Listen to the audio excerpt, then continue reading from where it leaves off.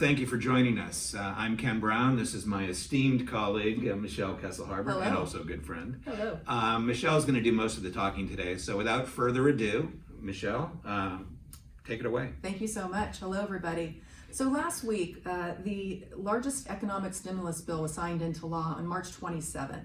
It's called the CARES Act. It stands for the Coronavirus Aid, Relief, and Economic Security Act. And there's a lot of provisions that are packed into this bill that will provide relief to taxpayers and businesses during the coronavirus pandemic. But what we wanted to touch on today were the provisions for retirement accounts and how retirement accounts are impacted by the CARES Act. So the first thing I wanted to mention, which isn't really necessarily part of the CARES Act, but since we're talking about retirement accounts, is the tax deadline that has been extended for 2019 contributions. So as you all know, we now have until July 15th to file our taxes. So since we have until July 15th to file our taxes, we have until July 15th now to make our retirement contributions. So this gives investors more time, if they hadn't maxed out their contributions in 2019, to then do so now. So this provides a huge advantage to investors to really build up those account balances and be able to help them grow throughout the rest of the year. It's a great idea to add money, assuming that you're able to, into your retirement accounts now while the market is trading at much lower levels. Right. The next one affects retirees over 70 and a half.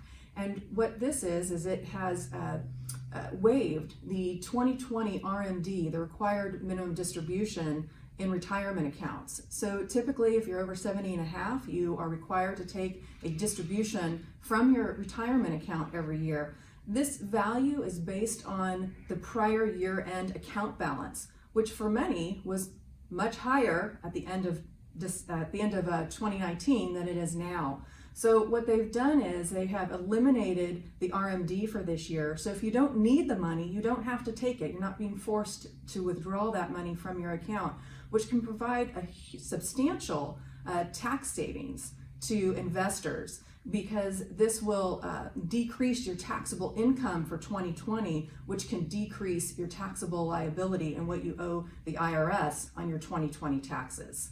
Yeah, we all like to save money, don't we? We sure do. So what if an investor already took the required minimum distribution early in the year? Good question. A lot of people do that. They just want to get it over with.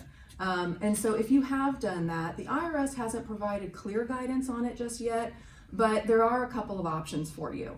And one of them is quite timely. So if this affects you, I would say give us a call or contact your CPA. So if you have already taken your 2020 RMD this year, you may be able to use a 60-day rollover provision, which allows you to return those funds within 60 days of that distribution, and it will not count as a taxable distribution. Again, it has to be within 60 days of the day you took it out. If you're already past that deadline, then you might be able to use the hardship withdrawal to be able to return those funds back to your account. It would still be considered a taxable distribution, but you could at least put those funds back into your account and hopefully get some growth out of it for the remaining of the year. Yeah, good idea. What are the provisions for the hardship withdrawal? So on the hardship withdrawal, typically if you're under 59 and a half, you can withdraw funds from your retirement account or your retirement plan account.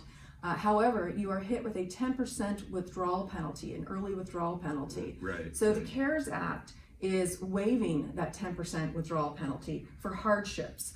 And it must be a hardship that you're affected by the coronavirus pandemic, which it's very broad, and so most Americans will be affected in some way. But what this will allow you to do is take a distribution up to $100,000, and you can repay it within 3 years if you'd like. So you can put that money back into your retirement account within 3 years, and you can also spread out evenly the tax bill from the taxable distribution over those 3 years as well. One thing to make a note on, though, is that if you feel that you are going to have, it looks like you're going to have a lower taxable income in 2020, you may want to consider, instead of spreading out the tax bill over 3 years, you may want to take it all in 2020 because it might be most beneficial to you on your tax bill. Again, everybody's circumstance is different, and we would encourage you to contact us or to contact your CPA. So we can run those numbers? We sure could, yes. Okay, good. So what about loans? It's still available? They are, and so there's some specific criteria that they've put into the CARES Act that provide some additional assistance for 401k investors as well. So if you have a 401k, you are able to take a loan against that. It has been increased, and it was $50,000 or 50% of the plan participant vested account balance. They've increased that to $100,000 or 100% of the vested account balance. So you're now able to take a larger loan amount if need be. Okay. And a loan is always a better alternative, obviously, than taking a hardship if you could possibly do that.